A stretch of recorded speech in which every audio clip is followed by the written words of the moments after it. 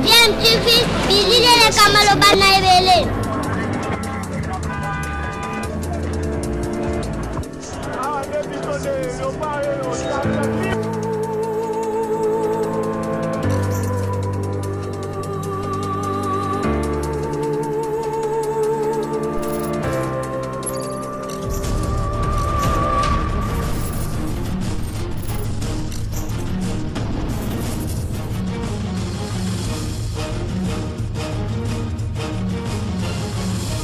Bien, tu veux toujours un enfant.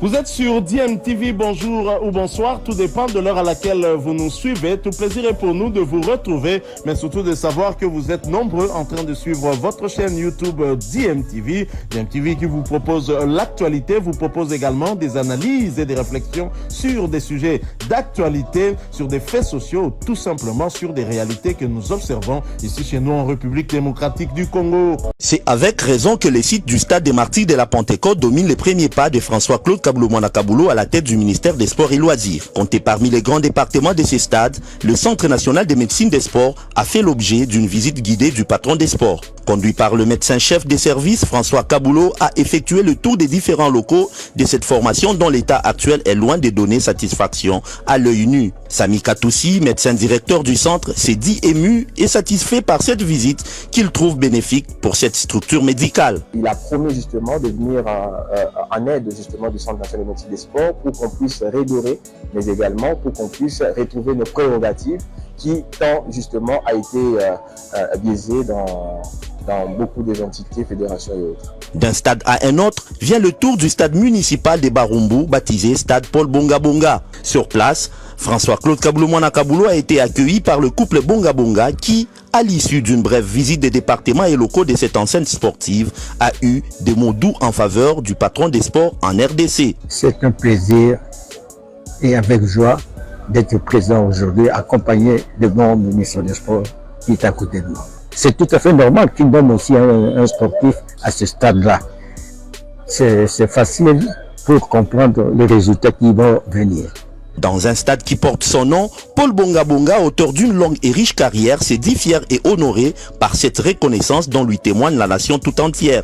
L'ancien sociétaire du Standard de Liège est le premier Africain à figurer dans le 11 mondial de 1961, ce qui reste son plus beau souvenir.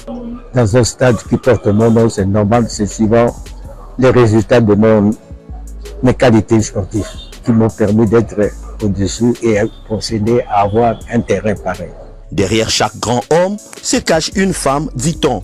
Marie Diankembi Bonga Bonga, épouse de Paul Bonga Bonga, se sent fière de la carrière de son homme entre la RDC et la Belgique. C'est une joie pour moi d'abord du fait aussi qu'il a excellé dans ce domaine. Donc pour moi c'est une fierté aussi. Moi je suis aussi très content que le président a choisi quelqu'un du domaine du sport pour être à la tête de ce ministère. Parce que lui au moins il connaît le sport, il connaît les tenants, les aboutissants, comment on fait. Moi je pense que vraiment le chef du président de la République a fait vraiment le meilleur choix de choisir quelqu'un qui est du sport pour s'occuper de ce domaine-là. Ces deux visites rentrent dans le cadre des déterminations et le souci du ministre François-Claude Kaboulou-Mwana Kaboulou de faire redécoller les sports en RDC, et c'est là à tous les niveaux. Et d'évaluation des travaux de réhabilitation, construction et modernisation du Centre technique national de la FECOFA, baptisé Centre patient Baudouin-Coureur en Pova. Vendredi 12 mai 2023, tôt le matin, le Centre technique national de la Fédération congolaise de football association, baptisé Centre patient Baudouin-Coureur en Pova à Kinkole, commune de Lancélé, s'éveille avec des hôtes de marque ayant pris possession du lieu. Ceux qui dirigent pour le moment le football congolais, les membres du comité de normalisation, leur président en tête, Dieudonné Sambin Selelout. Tous ces lieutenants étaient bien à ses côtés. Gukabea Mwana Kalala, le vice-président, et les deux membres du CONOR, Sabin Machini et Honoré Loango Boeloua Baindaf. L'équipe CONOR affichée effectivement complet pour cette mission d'inspection et d'évaluation. Mission qui intervient 14 jours 2 semaines exactement après la reprise comité exécutif intérimaire, comité de normalisation du vendredi 28 avril 2023. C'est un autre vendredi, cette fois-ci vendredi du 12 mai 2023, qu'a choisi le CONOR pour une visite d'inspection et d'évaluation du chantier du Centre technique national Kourara qui, à première vue, avance à pas de géant. Toiture complètement retapée, l'une de 2 bâtisses à construire déjà au niveau de la ceinture en béton. L'autre, les soubassements déjà en place. D'autres travaux sont en pleine activation et exécution. L'ingénieur Mikaï et ses équipes sont effectivement au four et au moulin. Grosse satisfaction donc des membres du CONOR au vu de l'avancement des travaux du centre Kourara de Kinkole, lancé, comme on le sait, un certain jeudi 20 mai 2023 en présence du représentant personnel de son Excellence Monsieur le ministre des Sports et Loisirs, François-Claude Kaboulo Mwana Kaboulo, qui avait dépêché pour la circonstance à Kinkole ce jour-là son directeur de cabinet, Maître Jonas Galla Mouloumi.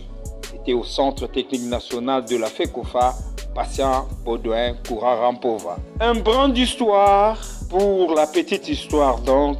Retenez que Patient Baudouin Kourarampova est le nom du défunt premier président de la FECOFA élu au terme de l'adoption des premiers statuts de la fédération sous les auspices de la FIFA et de la CAF. C'était à l'ancien hôtel intercontinental de Kinshasa, l'actuel Pullman Hotel.